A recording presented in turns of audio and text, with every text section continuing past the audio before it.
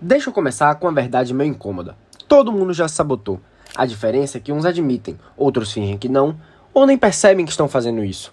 A gente tem plano, tem ideia, tem até vontade, mas aí passa uma semana, um mês, um ano, e aquilo continua exatamente onde estava. No papel, na cabeça, na promessa de segunda-feira eu começo, depois das férias eu começo, ano que vem eu começo. E não é por falta de capacidade, é porque a intenção sozinha não tira nada do papel. Então nesse vídeo eu quero entender com você uma coisa que parece não fazer sentido nenhum. Por que a gente se sabota mesmo sabendo exatamente o que precisa fazer? Mas antes da gente entender o porquê, precisa desfazer um mal entendido. Quando a gente não faz o que precisa, o primeiro nome que dá é preguiça, é falta de força de vontade. Agora, deixa eu ser sincero com vocês sobre o que eu penso. Eu acredito sim em força de vontade, eu acredito que quem tem verdadeira ambição, está disposto a pagar o preço, chega lá. Para mim isso é real. Mas o que eu fui percebendo é que força de vontade não é a história toda. Ela é o motor, só que não adianta motor potente se o carro está com freio de mão puxado. E a autossabotagem é exatamente esse freio de mão. Ela age por baixo, sem você perceber. Porque a psicologia mostra uma coisa que quase ninguém fala. Na maioria das vezes, quando a gente trava, não é falta de querer. É o seu próprio sistema querendo te proteger de algo que ele interpreta como ameaça. Mesmo que essa ameaça, às vezes, seja só crescer. Então não é escolher entre falta de força de vontade ou então entre psicologia. É entender que dá para ter toda a vontade do mundo e ainda assim fracassar. Se você não enxergar o que está puxando o freio. Então vamos ao que interessa. Por que o cérebro puxa esse freio? A psicologia aponta para alguns motivos, e o mais comum é o mais óbvio, o medo do fracasso. Só que ele age de um jeito silencioso. Em vez de te deixar tentar e falhar, ele te faz nem tentar direito, porque assim você tem uma desculpa pronta. Ah, eu nem me dediquei de verdade. Ah, eu deixo isso para depois. É mais confortável dizer que não tentou do que descobrir que tentou com tudo e não deu certo. Mas tem um segundo motivo que quase ninguém admite, o medo do sucesso. Isso mesmo, o medo do sucesso. Porque conquistar o que você quer traz responsabilidades novas, expectativas maiores e uma pergunta assustadora. E se eu chegar lá e não conseguir me manter? Aí a velha conhecida zona de conforto começa a parecer mais segura do que o desconhecido.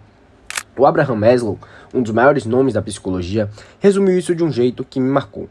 A gente pode escolher voltar para a segurança ou avançar para o crescimento. E o crescimento tem que ser escolhido de novo, e de novo, e de novo. Porque o medo ele também volta de novo e de novo. Sempre vão surgindo novas oportunidades de crescimento e novos medos. Ou seja, o que isso quer dizer? Não é uma batalha que você vence uma vez. É uma escolha diária, é uma batalha diária. Então, ter consciência do seu medo é inteligência. Superá-lo é o que separa quem realiza de quem só sonha. Então agora com isso vem a parte mais traiçoeira. A autossabotagem raramente aparece como autossabotagem. Ela vai se disfarçando. Ela se veste de procrastinação, na segunda-feira eu começo, ou se veste de perfeccionismo. Então ainda não está bom o suficiente para mostrar, para fazer. Se veste de planejamento eterno, aquele plano lindo que você refina, deixa perfeito, mas nunca executa. Que é aquilo, não adianta ser bonito e não existir. E aqui eu preciso te falar uma coisa que eu mesmo estou aprendendo na prática. Intenção sozinha não constrói nada. Você pode ter as melhores ideias do mundo na cabeça, os planos mais bonitos no papel, mas se não existe um direcionamento, um caminho claro ligado a um propósito real, aquilo vira só um sonho bonito, que nunca sai do lugar, nunca é executado. Então, eu separei uma frase muito bacana, que é: visão sem ação é apenas um sonho, ação sem visão só o passatempo, mas visão com ação pode mudar o mundo. Entende? O problema quase nunca é falta de sonho, é o sonho sem direção. É uma intenção sem estrutura.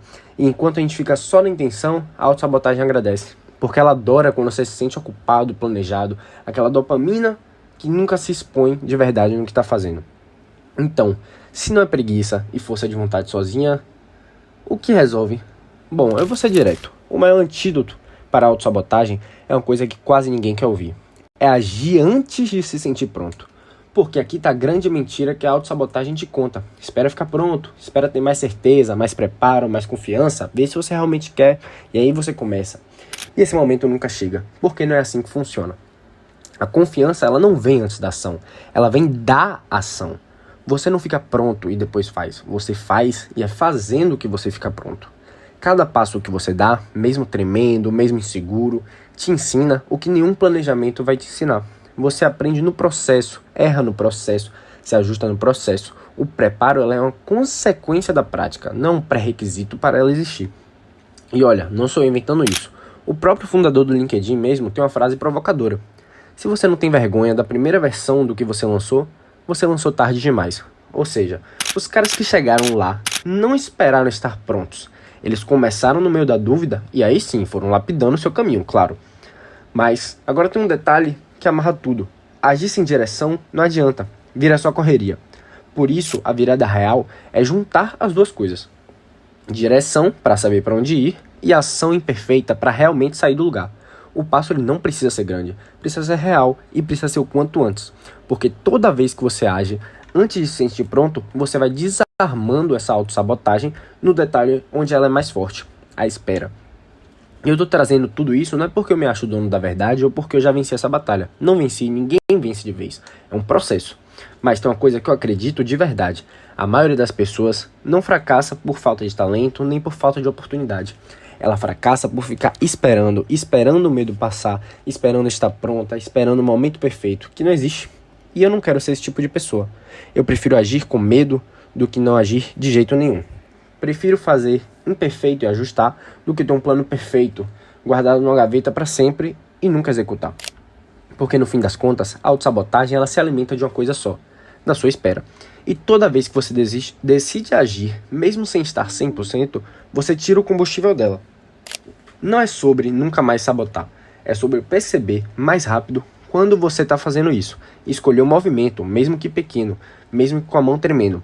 Então, se eu tivesse que resumir tudo isso numa ideia só, seria: a autossabotagem não é um monstro gigante, é um sussurro. É aquele depois eu faço, ainda não tá na hora, espera ficar pronto e ela vence. Não com um golpe grande, mas com 1000 pequenas esperas que você nem percebe. Mas a boa notícia é que ela se desarma do mesmo jeito, com pequenas ações, um passo real a cada semana, uma coisa que você vinha adiando e resolve começar hoje, mesmo imperfeito, mesmo com medo. Você não precisa vencer o medo para começar. Você precisa começar para que o medo perca força. E aí você vai ficando bom. E aí eu quero muito saber de você o que é aquela coisa que você sabe que precisa fazer, mas vem adiando. Não precisa contar a história toda, só nomeia aí nos comentários. Às vezes escrever já é o primeiro passo para parar de fugir. Se esse vídeo faz sentido para você, comenta, compartilha com alguém que precisa ouvir isso e se inscreve. Porque toda semana eu tô trazendo uma reflexão dessas, sobre as coisas que a gente vive e quase nunca para pensar. Tamo junto, galera!